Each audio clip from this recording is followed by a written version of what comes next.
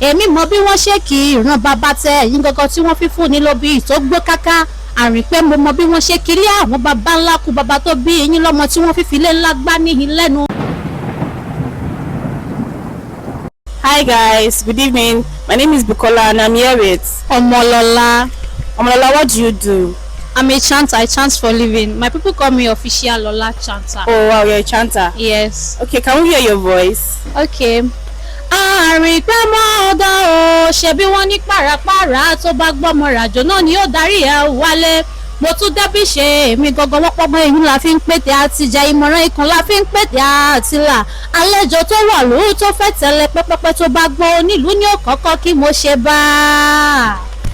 Wow, that was so fantastic. I don't understand you about that word, but I love it. Thank you. So can you do ijesha chant for us? Ijesha. Okay. Ìjẹ̀ṣà òṣèré onílẹ̀ obì ọmọ ẹlẹ́ni àtẹ̀ká ọmọ ẹlẹ́ni àwọ̀lẹ̀ Ìjẹ̀ṣà ooo. Èmi mọ bí wọ́n ṣe kì í ìran bàbá tẹ ẹ̀yìn gangan tí wọ́n fi fún ni lóbi tó gbó káká Àrìnpé mo mọ bí wọ́n ṣe kiri àwọn bàbá ńlá kú bàbá tó bí yín lọ́mọ tí wọ́n fi filé ńlá gbá níhìn lẹ́nu.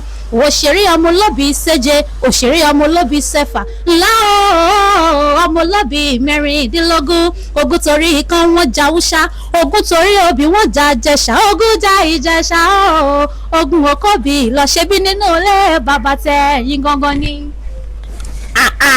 Omolola the chanter. That was so fantastic. I love it. Thank if you. you continue like this, you're going to go far in life. Thank you, amen. I hope to see you next time. No problem. You chant for me one day, Omolola. There's no problem. I'll surely do that.